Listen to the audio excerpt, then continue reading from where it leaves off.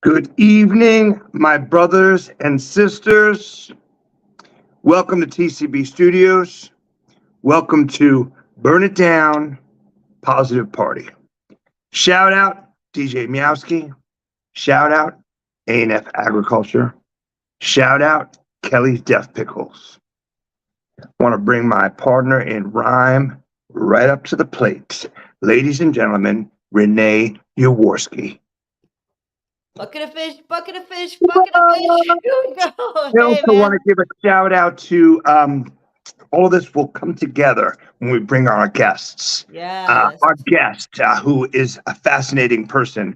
But a special shout out to Cassie and James Joyce. Yeah. Three on the ones and twos. One of the other shows that I love doing. And the reason it's all connected is also shout out to Greg Pate and B. Kinch for all they do for the show. But Matthew Darrow, I met through our guest. And not only is he just such a great talent and he helped me so much with our show, Three on the Ones and Twos, I met him through our guest. So I love that. There's so much to tackle. But I feel like it's only right, since we are a very real show with very real conversations, for us to discuss. Today is 22 years since 9/11, 2001. And I love this because, we want to send, our positive thoughts and vibes and prayers out to beautiful people, innocent people, heroes that lost their lives and their loved ones that are still suffering. It's such a real thing. And I'm a New Yorker and you're a New Yorker. And our guest is a really That's beautiful right. southerner, Yep. a beautiful southerner. And I really think we're probably going to get into a little bit of that as well as everything else that we want to discuss, like what he's been up to, because this gentleman wears a lot of hats. But anyway, I've been watching a few documentaries on 9/11, a few that I haven't seen before the past few days, and it still is bone and spine chilling. Yeah. The thing, It never gets, it never normalize it. It's not yeah, normal. Like, it still yeah, like doesn't. yeah. Mhm. For instance, I saw a couple of videos that I'd never seen before of the second plane hitting from like underneath, and Mhm. I screamed like, Mhm. "Holy shit!" Like so Yeah. loud. Yeah. It's just these things. It just shows you these little things that we do with this show mean so much, because I Hmm. will say this every day of the week: love is the answer, and hate will never be the answer. And I'll also never understand hate. Absolutely. Yeah. I mean, that's the thing is like, I don't understand why when people don't agree with something, they turn into demonizing an individual or a Right, group of people, and then they act in such a violent, irrevocable way where you can't even take that back. When you're taking away somebody's right, life, or when you're just going to that level, to that extreme, and to innocent people who may or may not have anything to do with even your initial thing, right. it just makes me crazy. So, we've dedicated, both of us, our lives to harmony and love and Yeah. tolerance and sort of, and diversity, and how beautiful it is that we don't Yes. always agree with everything. Just talk to people. You don't have to obliterate people. It's just awful. Right. It's terrible that Oh, that is some man. people's first response. Renee Jaworski always blow me away, and you Thank you. fascinate me, and your words. I can't believe you freestyle so quickly, because you're just thoughtful and intelligent. And I You agree, too. because I work in television. And by the way, the gentleman that we're about to bring on works in television as well. Like I Mhm. said, he wears a million hats, and he's extremely talented. And I'm lucky enough to call him a friend. But it's like this. It's like, I'm not saying that America is innocent, because I Right. know that America has done so many bad things, but that doesn't mean you kill innocent people. Right. So Exactly. that's the thing that I'll never fathom. Me too. Check this out. We're actually getting good at this. So here's a good segue. You and I like to bring beautiful people together. Hmm. This guy throws parties. He's an actor, a musician, a talk show host, and very good at it. He's had me Hmm. on as a guest twice. Um, a party planner, an event planner. He throws huge concerts that do very well. When I met him, he was working on The Walking Dead. How cool is that? I Um, love The Walking Dead. a I singer, love it. musician, and So just good. a fine, beautiful Southern gentleman.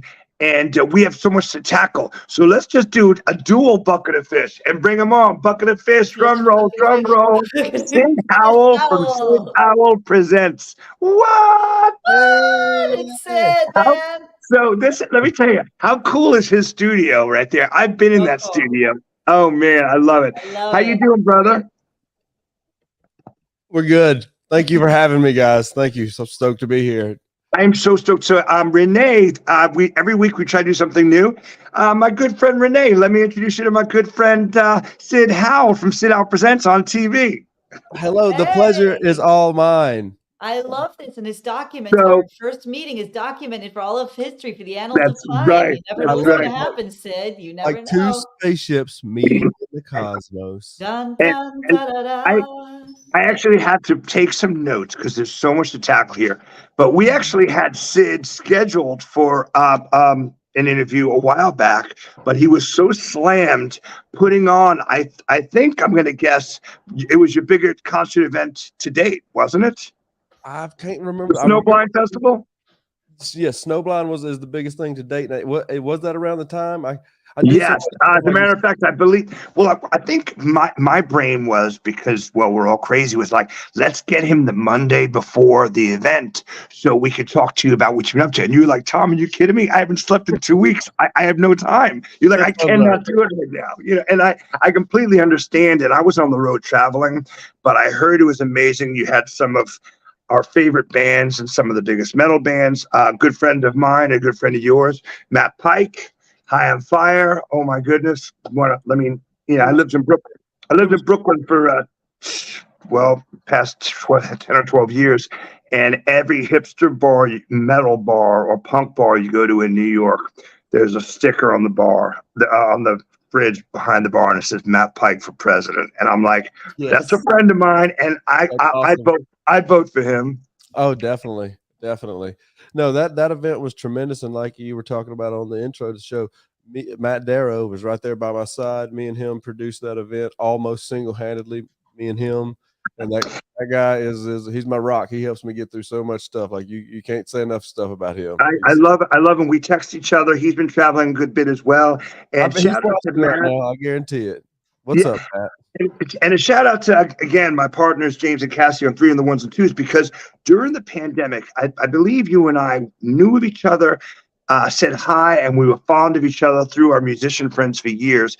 But during the pandemic, when you weren't able to put on your Slaughter Q festival, how badass is that? The Slaughter Q, a Yeah. heavy metal barbecue festival, and you weren't able to put it out, so you did a talk show, and you had Western Motel as the house band. And it was so much fun. Thank you for having us. And For that's when sure. I think that cemented you and I becoming really close. I And agree. here I am in catering, making myself a taco. And Matthew Darrow comes up to me and he goes, "Hey man, how you doing?" I go, "Hey, how you doing?" He goes, "Well, I believe we're Facebook friends, but I don't think we're real life friends." And we shook hands, and from then on, we became close buds. Matt will do that in a New York minutes. Anybody that he wants to be friends with, he'll make that introduction and fit his way Um, in. How can I be helpful? How can I be a part of the crew? How can I do something? yes, yes. He's down for everything. Absolutely love him, and I love doing that. And yeah, I mean that show was so much fun. You had It was. jugglers and guys, the husband and wife team, the guys swallowing swords, Captain and and Tobel. our buddy Kyle Sanders from the School of Rock School of Georgia. And I mean, it was just, this is what I love about you. And yes, we like to make our guests blush and make them feel good. But you know what's awesome, Renee? When we're not lying, we're telling the truth. Yeah.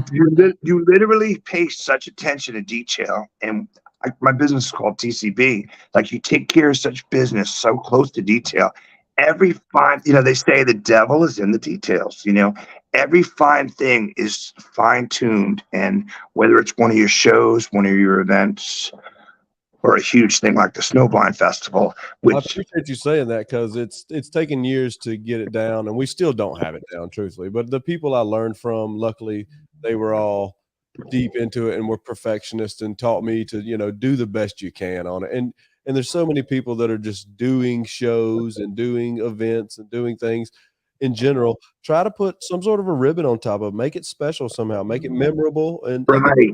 that, you know, if you can go out of the way and make it special for other people too, by a way of, you know, giving younger bands or people that don't have an opportunity. Sometimes, like one of the things I used to love the most when those situations, putting an opening act on a large band's. Oh man, I love that. Yeah, that is so huge. I believe one of your mentors was my Chilean brother, Renee. Yeah, for a long time. Yes. Out Renee. We've been fond of each other for years. I bumped into him and his wife Bethany recently when I was in town for like a couple of days, and we've been friends since like the '90s. But it Right. was only about 10 years ago we realized that my mom and his dad, you know, our family's from Chile, and they grew up in the same town. So now we're just straight up. Wow. I didn't even know that. Wow.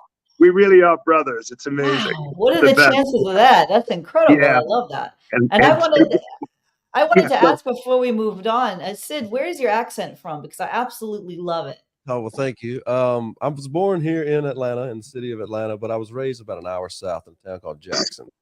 Oh, okay. All right. Jackson Excellent. Lake. Excellent. Such a I've been to Jackson many, many, many times. Many times. such an awesome Southern gentleman, but who just loves heavy metal and hard rock and roll, and he gets it done. I love it. That's it. TCB. That's it, man. There's TCB. only way. Well, listen, I love, they say cliches and sayings are there that for a reason. And I love things like that. And we joke around, Favorites are but we're cliches. serious about it as well. And my dad used to say, never do anything half-assed, man. Takes twice as long to fix it. Yeah. Yeah, it's like, Well, I was guilty of it for a long time, and got to give it to Renee. Renee was one of the main ones that smacked it into me. he's such a beautiful dude too, man. He'll Beautiful. bully you into figuring it out. Yeah. So we have so much to cover because I love the interview. I love all the interviews. You just did an interview with Christian Lumbach, my friend from Whores, which was fantastic, and he's been on our show before. Shout out to my brother B. Hines and all my brothers in West End Motel, and you did a wonderful interview with Brent and Matt. And I know you actually did a bit more than that. You kind of almost did like an idea for a show for a minute. We did. We actually filmed a full pilot for a show with me and Brent. It would be kind of like Rob and Big, the old MTV show. Kind of Yes. So it was going to be a buddy comedy where we traveled around and did fun stuff like go-kart riding or indoor skydiving. And we filmed a pilot episode with Hot Rod Walt from the Psycho DeVille's here in Atlanta. Yeah. And we brought Matt Pike into town. Each episode would have brought a different starring guest to come in.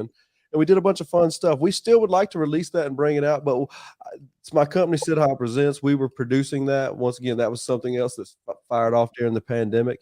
And producing good quality stuff like that it's just really expensive. That's the bottom line. Oh, I gotcha. Yeah, because I mean, I believe that you told me for a while, like you were getting some help from like Red Bull and a few people, but Yeah. I mean, it's got to be so expensive. Yeah, I think so. I think Brent described it to me, and I'm sure it was in the beginning phases. I think I was in town, had lunch with him after he did a shoot with you, and he was like, it's just basically doing our own version of like Jackass meets the Dukes of Hazzard. I'm like, that sounds awesome. That's a pretty good idea. He nailed it. That's it. Because it's just with us two being Southern and crazy and just liking to talk crazy shit and say funny sayings. I love it. Yeah, but there's always heart to it, you know, and that's what I really appreciate. You know, we were mentioning that today. It's funny when you and I were texting, I was like, well, how's 9/11 sound? I was like, that sounds horrible. I don't even like saying that date. And so today, seriously, I'm a joker, but I'm also a pretty serious. I can be a very serious person, and there are times today I just wanted to stop and reflect and think about, man, hate is never the answer, man. You know, love and rock and roll and partying and hugs and kisses and high fives. That's the answer. No, 100%. I can't disagree more, and that's why I love the community we have. It's a rock and roll community. It's at first glance. I've been told this so many times at my events through the years. With starting with like say my dad's girlfriend or somebody who's kind of conservative and stuff. I'm really worried, or I was worried about coming to your event. I was, Right. And I got there and it was everything I thought it was going to be. I seen people with big holes in their ears and throat tattoos and shit in their face, and they looked Right. mean, And then I noticed the more I stuck around that everybody was just smiling and hugging Yeah, each other. hugging each other. Children were running around. And then when they found out who we were, they were just completely as nice as can be. And I've heard Mhm. that so many times, would be vendors or other sponsors and people I've brought into the world. Where we're at is such a loving community for the most part, and everybody just it's all I know, and they're trying to That help. is the best. That's the best endorsement I've ever heard in my life. I went to Gary Lindsay. Gary Lindsay sang for a band called Four on Fogger. Troy Sanders and Brent Hines were in that band, and then they met Braun and Bill and for Mastodon. But I'm good friends with all those guys. But Gary was such a special guy, and I went to his wedding in the 90s. And let's just say I just moved from New York City and, very much the Junkman's Daughter, Star Bar, the Highlander crew were there.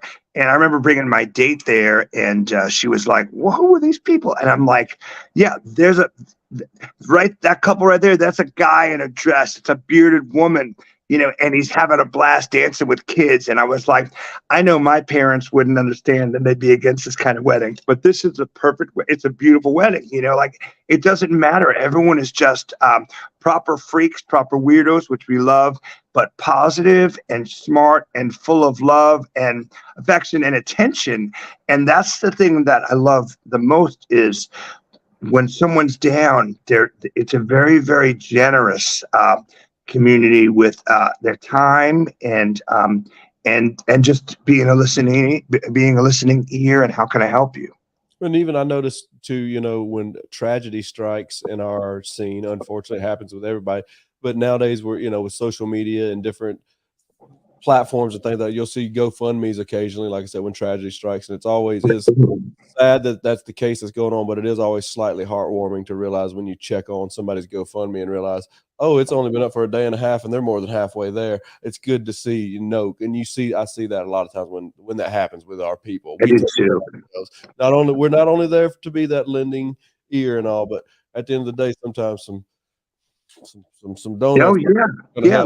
We need Life saving. Yeah. Game changing and life saving.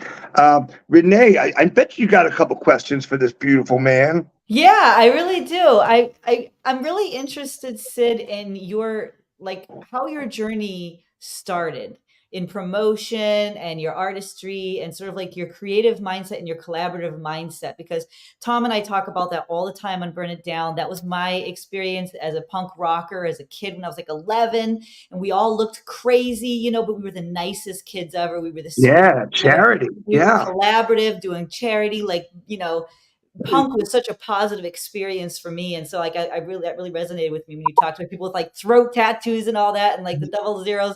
And it's just the nicest people ever. Like these proper freaks and weirdos are actually sometimes the biggest hearts of all. But I want to know a little bit about your journey of like how you got there.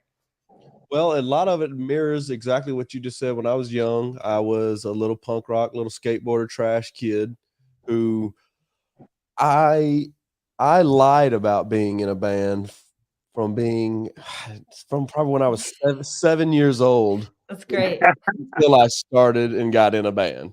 I love that long. I was skateboarding, and then I met my brother Curtis, who's my bass player in my band, and we've been like really, really close, tight friends, best friends since we were 4 and 5 years old. And then we grew up. So we were lucky enough to meet each other, and we both starved for metal. We couldn't get it. We grew up in the 90s as well, and you didn't have internet. You couldn't find stuff like that, especially when you're young and live in rural areas like we did. Right. Being in New York, you could get there a little easier. In Jackson, Georgia, here in Little 5 Points was probably the closest you could buy the albums and stuff we were looking for. So we starved for that stuff, and then stupid little things along the line happened. Like weirdly enough, and me and him laugh about this all the time. Ace Ventura, When Nature Calls, in that he goes to a bar and Cannibal Corpse is on stage performing. Oh man! Wow. He has to run through the mosh pit and goes in the back and But it was a good long 2-3 minute performance of Cannibal Corpse playing one of their real songs, headbanging, windmilling, singing the guttural stuff. And we just were like, there it is. We had only dreamt of it. And I love Cannibal Corpse. I'm with you. Whether it's Ace Ventura, and I love Ace Ventura, and I love pretty much anything Jim Carrey does, or art films, like when Nicolas Cage is basically Elvis in what is it? Is something hard with he just karate kicks to heavy metal. I don't know if I saw it, but I'm gonna think of it. I'm gonna think of it in a minute.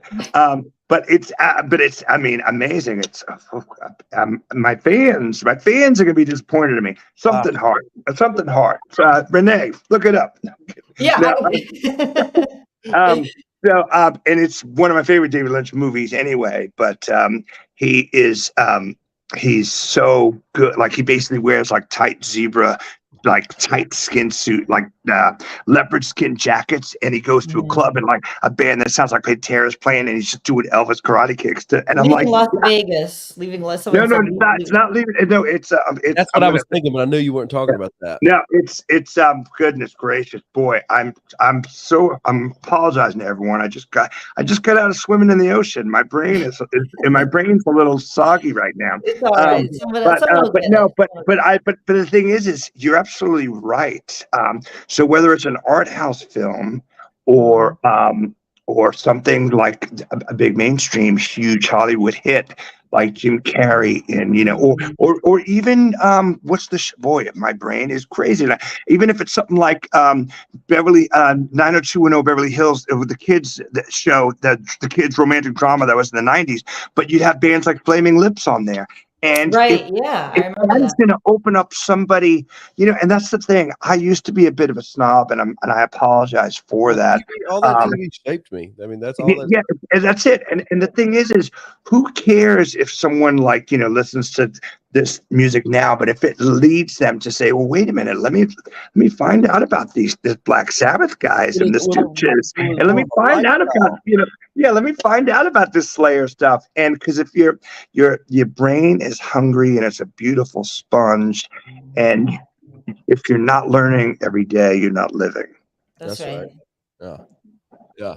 With us though, like I said, because we could never get exposed to that stuff. We weren't necessarily searching for Pantera or that. We grew up. We would see movies like Gleaming the Cube, or Rad, and just different skateboard movies, or even Airheads when it came out. I love it. Yeah, all these movies that just had attitude, and then Kids, the skateboard movie Kids. Sure, yeah, I love that. And so it was all about attitude, and we never. So even before we got to the heavy stuff, because I'm a little younger, I'm 37. But so when new metal came and Limp Bizkit and Korn and that, so when it hit, we were ready for it. That's like I said, because we were just for anything heavy, and that was as remotely heavy as we could get our hands on. Sure. And that's a really good point as well, because I'm a bit older and I was more of a punk rocker than a metal guy, but certainly I met a lot of metal guys and played music with them. So I have this open mind towards it. But I remember like when some of that stuff came out, I was like, I don't like it, and I'm like, who am I to think that? And also, if it represents something that represents you, if you're angry, I completely understand that. You weren't wrong on it. That is, there's nothing wrong with being a musician that does this, but that is adolescent rock and roll. Right.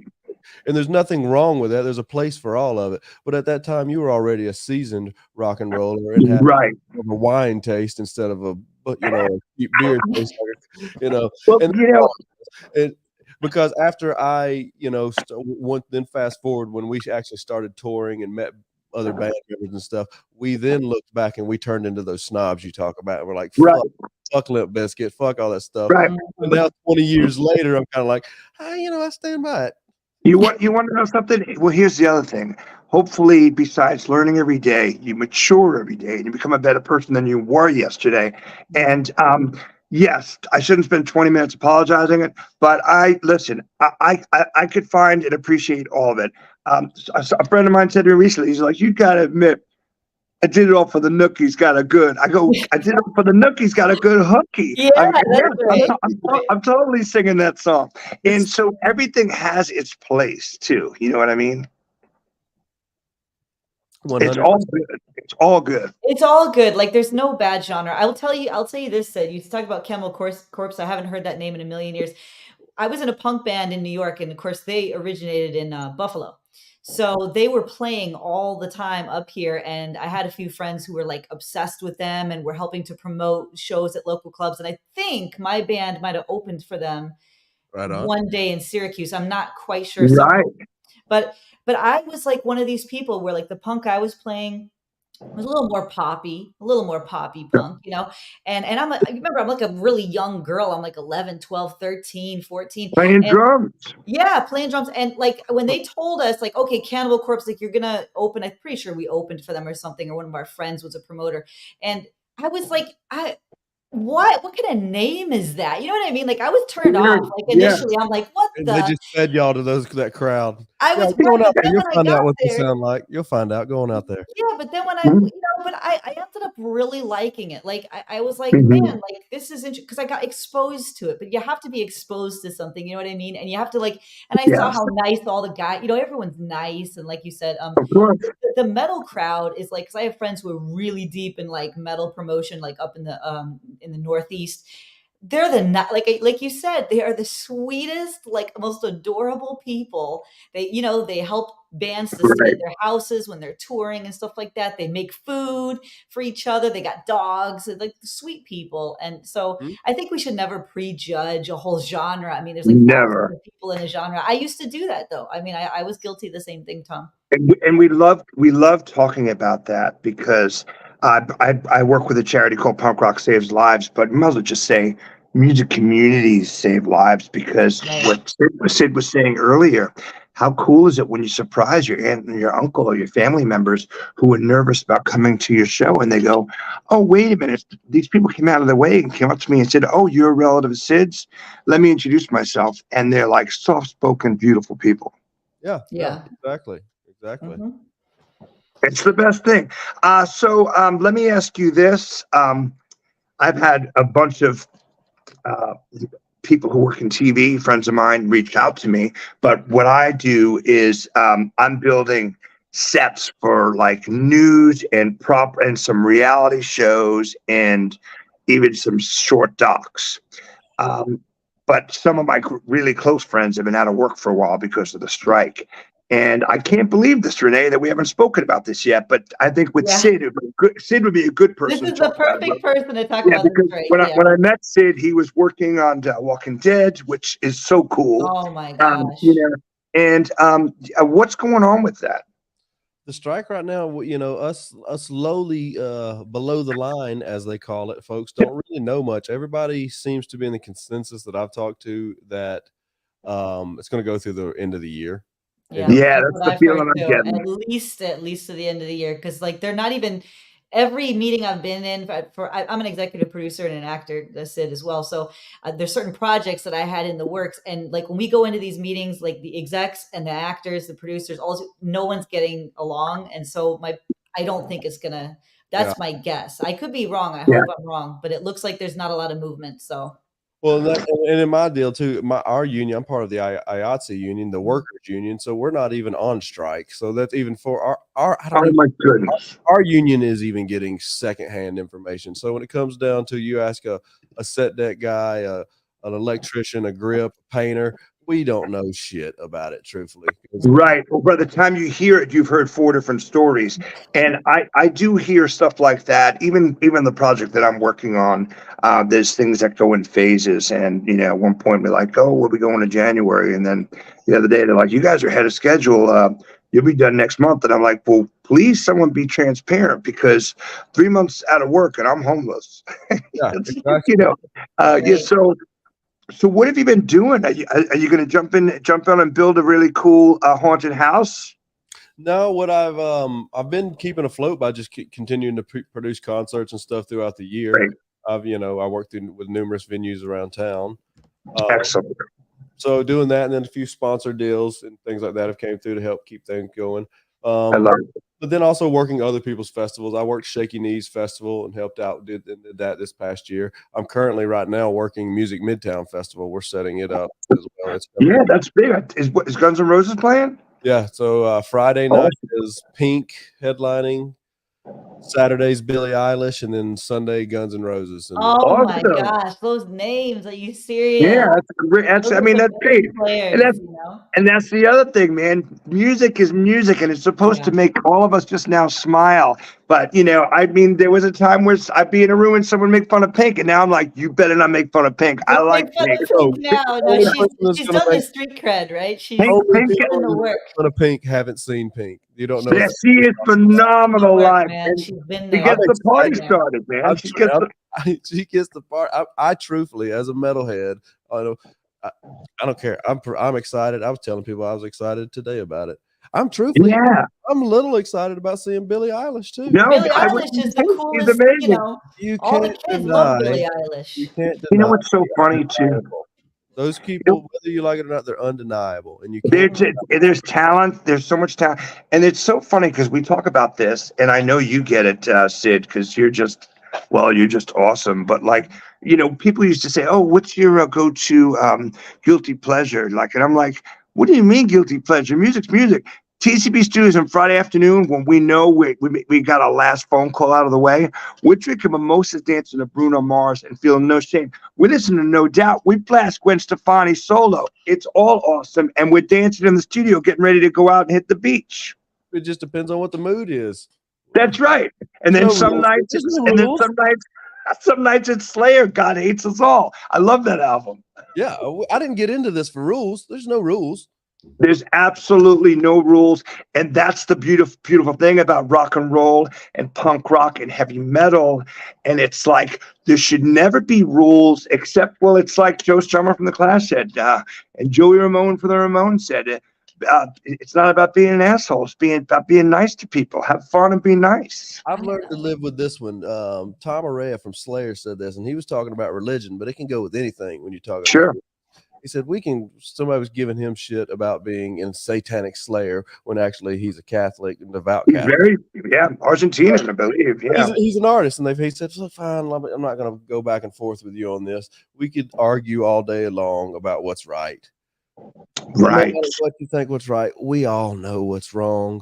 We all know what's wrong, and how about that? Let's just agree on that. There's the ultimate wrongs. We know what they are, no matter what you believe is right." Right. And I'm like, yeah, there you go. Let's move on. Perfect. Man, listen to Tom Araya, who's a badass from Slayer, who's worked with Rick Rubin and put out. So, I mean, it's funny. Well, not funny enough. Wild enough. Since then, I was working with a producer, and he was like, "Listen, everyone loves, Rain and Blood, great album. Go back and revisit God Hates Us All. God Hates Us All is probably in their 3 albums. It's a great. And you know when it came out? 9/11/2001. Yes. And so I was interviewing with this guy, and he goes, "Yeah, man, Slayer did it." And I was like, "That's Slayer did it." I was like, "Stop it, man." But no, that's a great album, and you're absolutely right. It's like, why did some people get these passes and other people don't?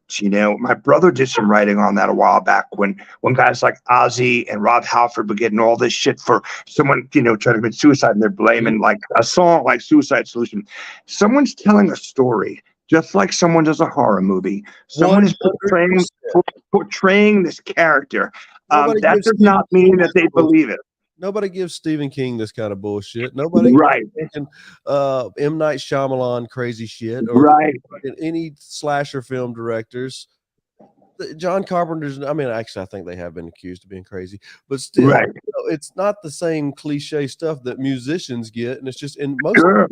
And once again, well, actually, it's really what heavy metal and hard rock gets, because the Slayer, they're like, we're just mirroring back what we see in society, bro. How about taking a look at stuff? Because this is just, we're holding up a mirror back at you. Right. And, out of 500 rappers, maybe 3 of them have shot someone. They're seeing something that they've seen, but also telling a story, but they probably didn't live it, And I'm cool with all of it because I love entertainment. And what is entertainment? When someone does even this show we're having, and by the way, this is wonderful. So thank you so much for being on. Renee, we talked about this just the other day. It's like you do something, whether it's a performance piece, a spoken word piece, a song, or this conversation, you want to inspire people, entertain them, and also make them think, so that hopefully they'll want to go do something. Absolutely. And I always thought, like, especially with the gangster rap thing or Tupac Shakur or Biggie Smalls, like, I always felt like the fact that they were so passionate and authentic about their art that they could actually really sell it where people were afraid of Right. them, like as individuals. I always thought that was like a win because they're Yeah. putting their all into it. So, and Tupac used to always say that he was like, man, this is not my real life. Like it's entertainment. Like I'm telling you a story and it's authentic because I'm telling you something that I saw. Yeah, he was like more like a Juilliard kid. Yeah, He was and, also and Juilliard, but he went to an Well, art high Tupac, school. He went to a art high school and he would like knew Shakespeare and everything. He got into rapping because he wanted to do Shakespeare, but do it yeah, like that real, right. hard. That motherfucker Yeah. was hard. When he died, the cop rolled him over and said, "Who shot you?" And he said, "Fuck you," and died. Yeah. Oh my, He would not, yeah, no snitching right till the very end, yeah, the Yeah. real deal, the Yeah. real deal.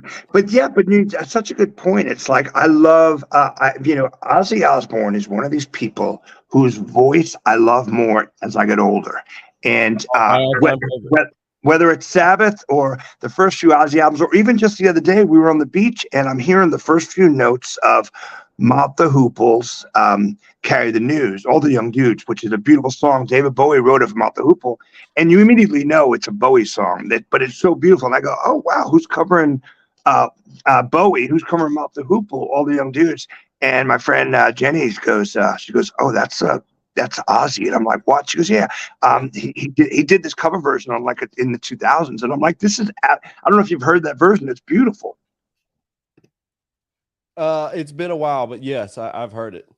It's phenomenal. And he's such a great and unique and interesting singer, interpreter of songs, whether, they're songs that he has something involvement with, that he and Geezer put together in Black Sabbath, or a cover, or songs other people wrote for him. He's just one of those voices that as I get older, and I always dug it, but I love it even more. His ballad stuff, and even Ozzy is a good singer, but he always has used. He's the originator of auto-tune. Yes, that's a great point. He's used vocal processors and auto-tune forever, and he doesn't need it. He has great pitch. He does. It gives him that classic Ozzy sound, though. Lots of doubling on the tracks and stuff. Yeah. He's you're preaching to the choir here, because Ozzy is my end favorite vocalist of all times. Man, see, that's the best thing about this show, Renee. I didn't know that, but I just knew. I wouldn't have guessed that either. I didn't know that. Well, I can't sing like him. That's for damn sure. I've never been able to be a very good clean singer. Now, you're also a great frontman and singer, but it seems like, and sometimes we have to do this, especially artists who are ADD or ADHD. I'm one of them. If I don't concentrate on one thing too much, then nothing gets done. And it seems like your events and you putting on these really big, you're like a badass rock and roll, heavy metal party planner. That's taking more of the front seat than you doing music right now. Yeah, for a little while. The band, we just kind of ran it through its road for a little while. We Legion X was our band. We started in 2003. We ran through two different versions of the band. The band fell apart when we were young men and had our first big hypes, talking to managers and booking agents, and we're going to start touring. Our lead guitar player had massive seizures out of nowhere and almost died. And we were all young men. We were all in our early 20s. It was the first time any of us experienced stuff like that. And sure. And that really put a damper on the band itself. So we lost the band, and then me and Curtis, the guy I spoke about earlier, singer and bass player, we took a year and a half and auditioned well over 100 people and found 2 new guitar players and a drummer and fired the band back up which was a really good band. And we did all that and turned it into a better band, which is unbelievable. Right. With all the odds stacked against us. And we toured with that for many years. We won a Georgia Music Award at the best metal band in Georgia in 2013. And then just life caught up with everybody. It just didn't happen for us. We kind of missed the boat. And then obligation with everybody started having kids and doing things. And we were touring as much as we can, but this, it's really expensive. Dude, it's so difficult. And it's hard work, man. I'm trying out 100 people. I mean, so many people even think what I've gotten done. They're like, oh, I want to try that. I'm like, it is insane amount of work. Yeah, it is. It is. and that's the other thing too. And all it takes now, the band, we're still great friends. We kind of never officially quit. We just kind of, Right. everybody was like, just backed away. It was like, we need to take a break, and everybody kind of agreed. But all it takes is us to get 2 to 3 of members together and start drinking a few beers, throwing the cocktails back, and we start threatening. We start threatening. I know. Yeah, I know. And that nobody asked for. It's like that SNL skit when the punk band reunites at the guy's daughter's wedding, and they're like kicking over tables. They're like, exactly what it would be like. I absolutely love it. Well, also, but there's nothing wrong with that, because music is supposed to also save and change and rearrange and bring you so much inner joy and peace. I think I have aspirations to do other stuff more than bringing the metal project back. And once again, the nails are not in the coffin for that project. Legion X still is breathing. It's just on a long slumber. Right. Yeah. I would like to do some more experimental stuff. I've wanted to front kind of a rock and roll big band for a long time. And wow, I can see that completely. That would be a big project to get put together, but it's something I've talked to a lot of musicians over the years, and a lot of people are interested and would back me and want to do it. Oh man, I'd be down to see that. And watching you like host the Slaughter Q as a talk show during the pandemic. Shout out to Vidya, Raheem, and Brian, and everyone behind the scenes on that as well. I mean, what talent all of those dudes are, but I could totally see that, because it's almost like a really cool heavy metal Vegas act you want to see. That's the deal with me. I'm just an attention whore. I always have since I was a kid. And, and that's why I always wanted to be in entertainment somehow, some way. I didn't know what it was going to be. I wanted to be in a band for a long time. I thought I wanted to be a musician. Then I realized, no, I just want to be a rock star. You're really good at it. Brian Kinchler says we're all prostitutes after 4 o'clock. I don't care who you are. Well, I realized I just like bringing people together to have a good time, and that's where putting the parties together and the events and stuff. That's I enjoy that. And even when we were kids, me and Curtis would throw parties at his house. With the cops called so many times. We were in the police station throwing parties underage more than the average bear.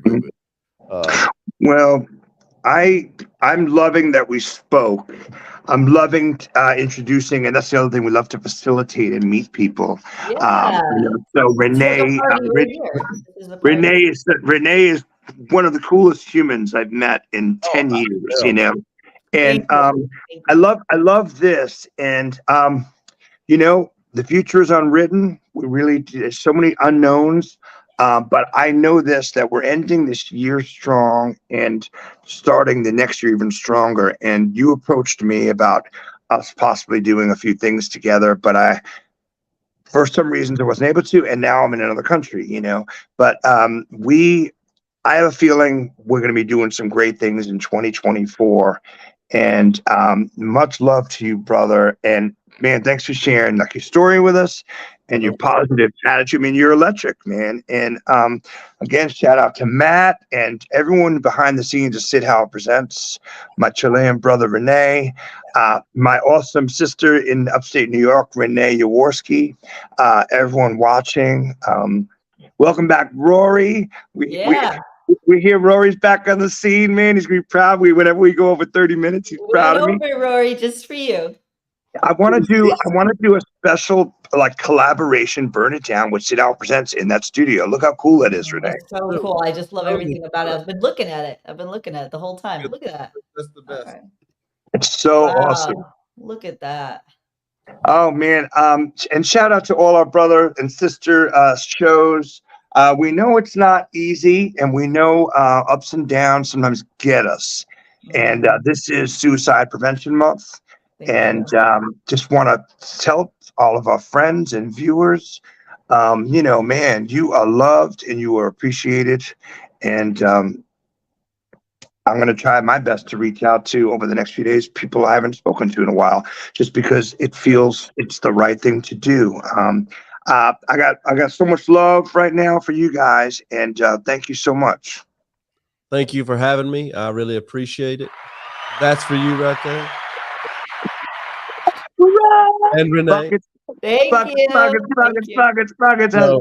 Bucket of fish outro. Lots of bucket of fish. Fucking A, A right. friend of mine in San Diego did that to me years ago. He's like, "You ever notice a drum solo sounds like a bucket of fish?" And I was like, "That's the best thing ever."